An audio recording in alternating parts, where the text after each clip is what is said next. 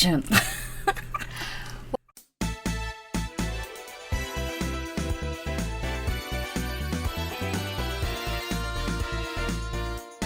Welcome to the Global Shapers Thimphu Hub's podcast series. This is a podcast on financial literacy, and we are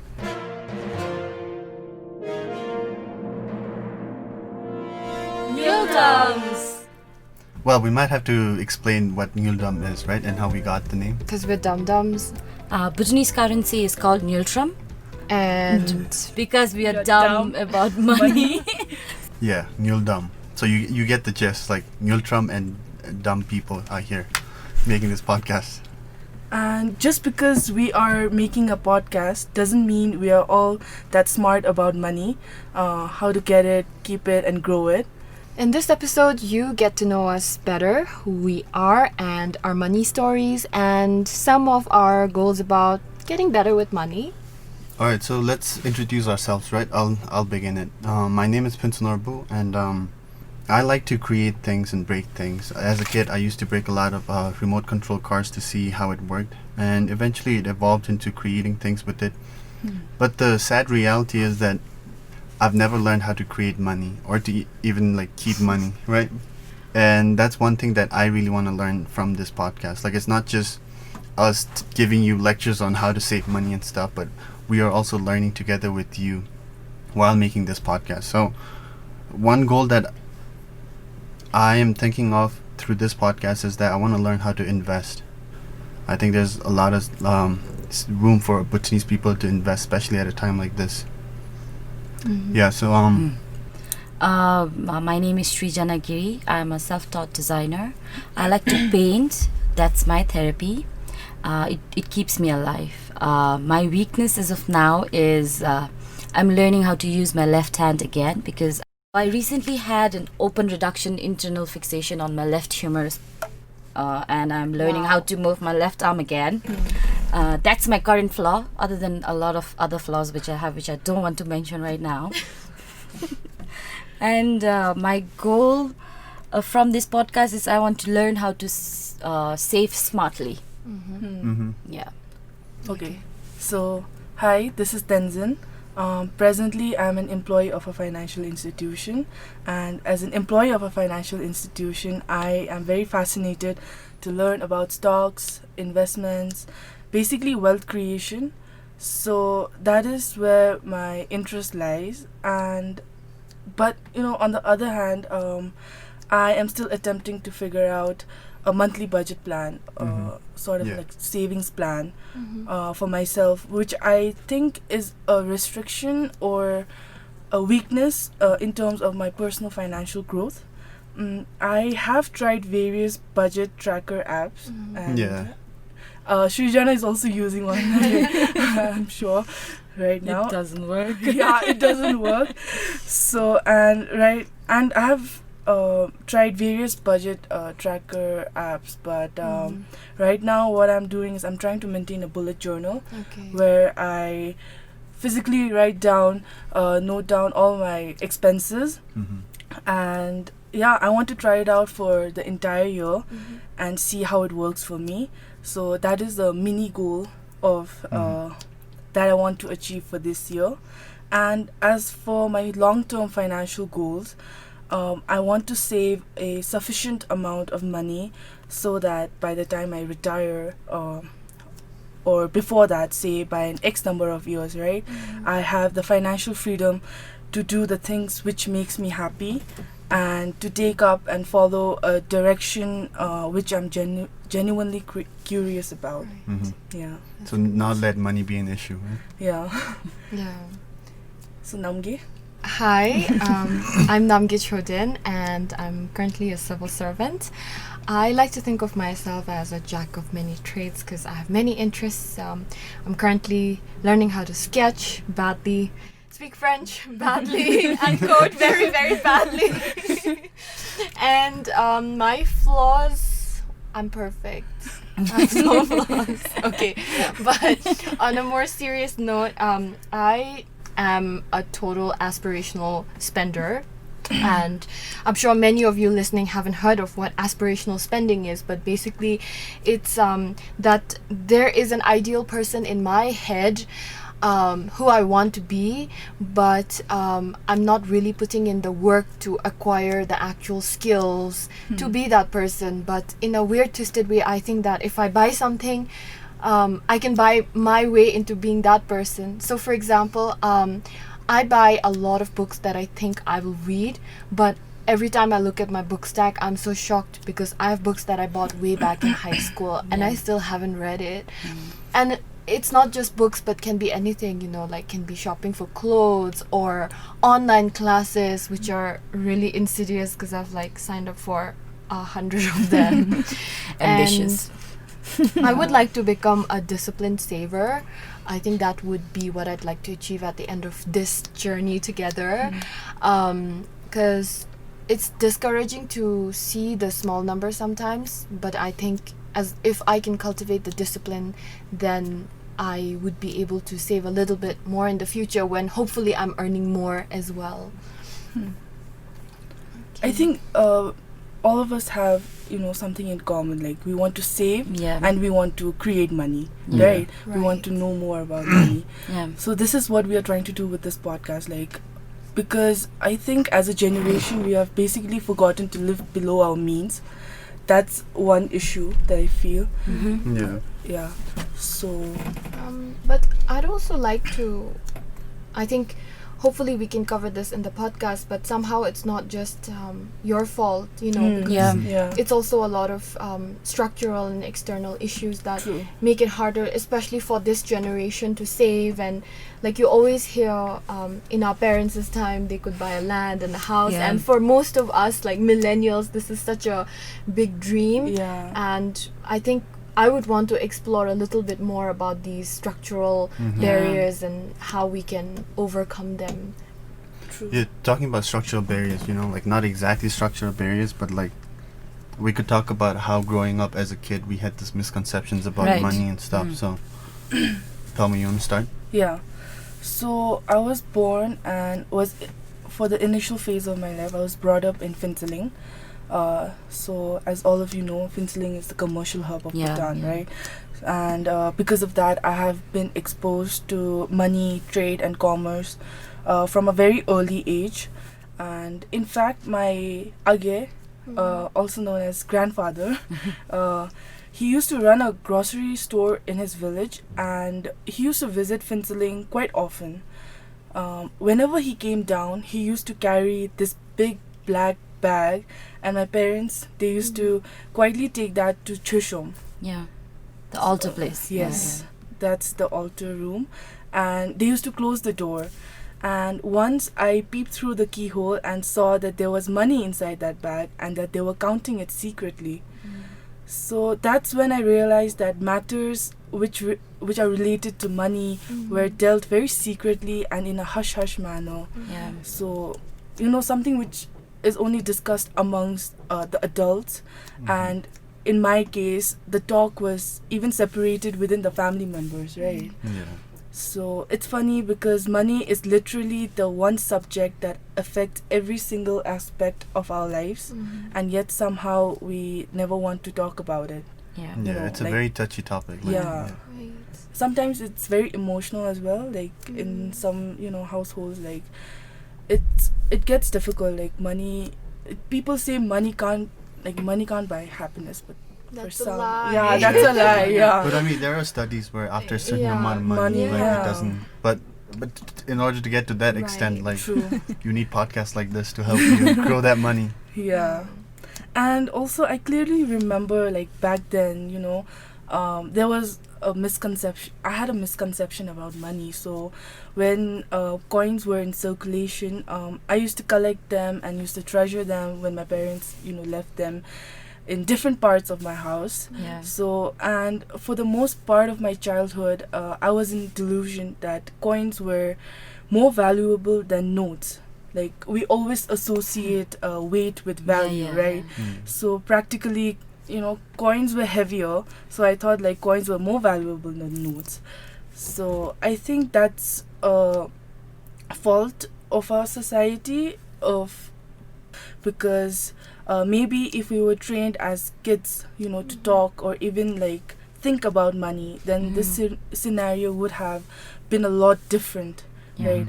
We make it awkward to talk about it with friends. We even get shunned away by our family in money matters, and that is probably, and also that is probably the last thing that schools wants to, teach our kids these days. Right. But I cannot fully put this on the society. Even I used to hate it to talk about money. When it comes to it, but I'm glad that we are opening up and we are creating a space for this through our podcast. Right. Yeah. So, my money story, even though I grew up in a single parent household, I don't think I ever felt like I was deprived or that we didn't have enough. So, when I look back, I feel very privileged in that sense. But it doesn't mean that how my family talked about and viewed money left me uninfluenced. So a very vivid story I remember is this time when my mom promised that she would give me a monthly pocket money, and I was really excited about that. And so she kind of did that for a couple of months, and I still call her out on this to this day. But like, she just stopped giving it after a while. Like, I think she forgot, and she didn't realize I was so beholden to the promise. And I believe what that did to me was that it really made me have this sense of uncertainty regarding money. So then I started to look at money as something that came sometimes and didn't come sometimes. So it was very unreliable, and that gave me a YOLO mentality, which is like, I have it today, I may not have it tomorrow, so might as well blow everything when I have it. And even now, I know that it's important for me to budget and save and be careful and delay gratification, but it's the G.I. Joe fallacy. Just because I have the information, it doesn't mean that I'll necessarily act in accordance to that. And somehow I feel like there's always this disconnect that I'm trying to bridge.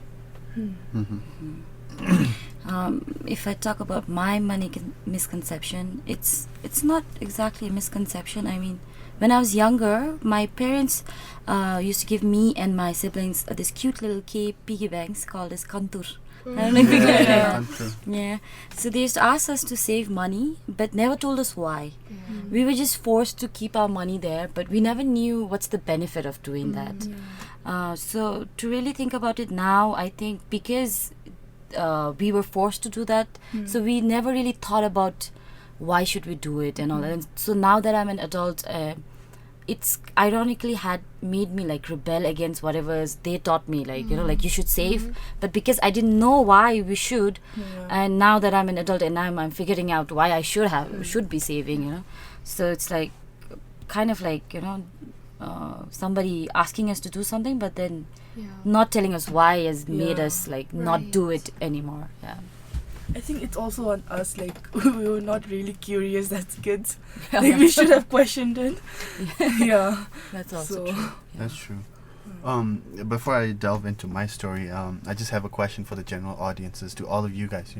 What really happened to to coins in Bhutan? Like, did the government actually stop circulating it? Like, somehow it, like before I realized it has disappeared, and now I don't see any coins anymore. Right. So if you have the answer, please leave them down in the comments. Yeah, exactly. Like, and we'll get back to you on the next episode. Yes, if you leave your comments down below. But I do want to say, apparently in the US, there's a huge group of people who are against minting pennies. Because apparently it costs more to produce the pennies. So that's ridiculous. So apparently, I heard like to print one Niltrum note, it costs you 4 Niltrums. Oh God. So that's why the Niltrum 1 note doesn't really circulate too much in our economy. We usually go with the bigger notes. I didn't know. Makes sense. Yeah, but like just digressing a little bit, right? But like Bhutan, in my experience, like I've seen like Bhutan is one of those countries that doesn't really use coins. Like a lot of the countries that I travel to, like every country uses coins, and we've somehow stopped using coins, but also the 1 yen from note, right? Yeah. So let me get to my story. It took a long diversion, but so yeah, growing up, I mean, I think it's a common practice in Bhutanese society. Like whenever your but whenever your cousins or like older relatives visit you, they always give you money, right? Yeah. That's one thing that you expect. Like it's expected. If they don't give you money, then you kind of like have this, I don't know, this You're divide. not family. Yeah, exactly. So my cousins used to come home and they would give me money, and as a kid I would used to give it to my parents, right, for them to save it for me, like not for them to use it. Like I know it sounds selfish, but as a kid, like that's the only means of getting money. So I asked my parents to save it, and then I realized that when I asked for the money back, they didn't have the money, which ultimately broke my heart, you know. Like there's all this money piled up, you gave it to them, and then they spent it on your behalf and you never knew about it. So after knowing that, I think I started hiding my money, but my memory, like it's always been an issue. Like I have really bad memory, so I would hide it in different places, and eventually I would forget where I hid them, and in that way I've lost a lot of money. Your siblings are really rich. Yeah, probably. either they took it or my parents took it, Or it's still lying. Yeah, so I think, you know, that story also like shows the flaws in our society. You know, like as a kid, like you don't really save it properly, you hide them. Yeah. And like going back to Pelmo's story, like it's very secretive when it comes to money. So so a lot of our stories show like our misconceptions and our like flaws with money, right? And I think that's exactly why this podcast is needed, especially at a time like this with COVID-19 and the country having such a difficult time with finances and stuff. So originate from what we experienced when we were young, right? And how we're still ignorant about many aspects of money, like getting good with money, learning how it works to empower ourselves, to achieve our goals, like buying that dream house that we've always dreamed of, or like funding, could be as simple as funding your grandkids' college, or saving for a big medical treatment.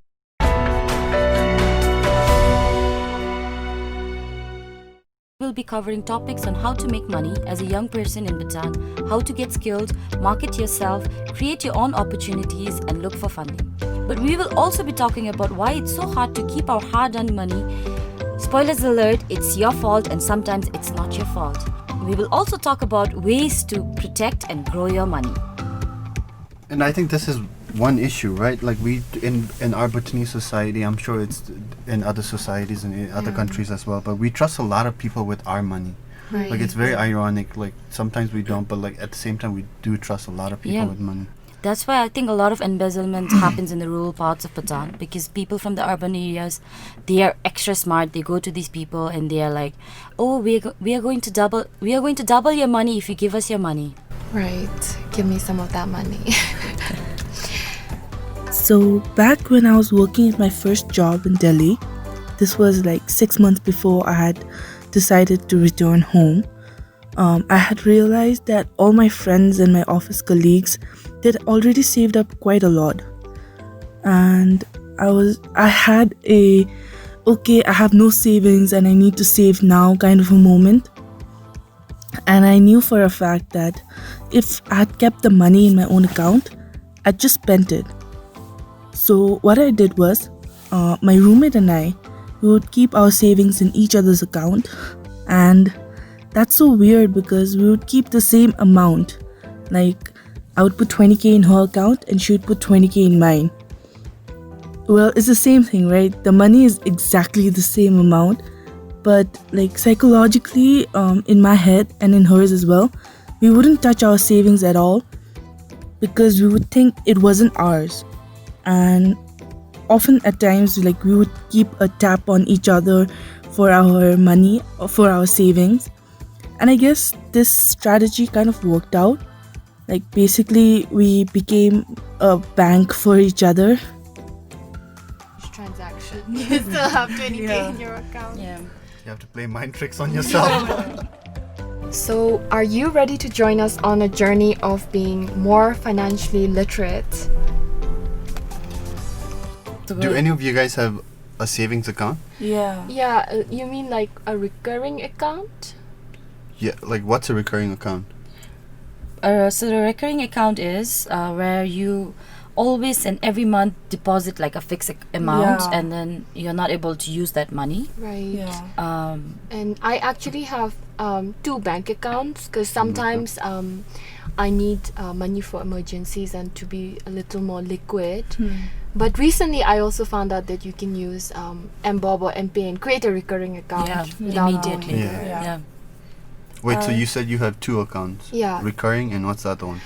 No, I don't have a recurring account, but I have 2 accounts in Savings 2 bank. Like one account in. Oh my god. So this is a savings account where you, if you save a certain amount at the end of the year, you get interest. Yeah. So and then the interest is different from each bank. So join us every month and follow us at Shapers Thimphu on Twitter, Instagram, and Facebook for updates and suggestions.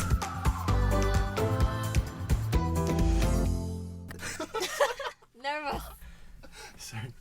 It's okay.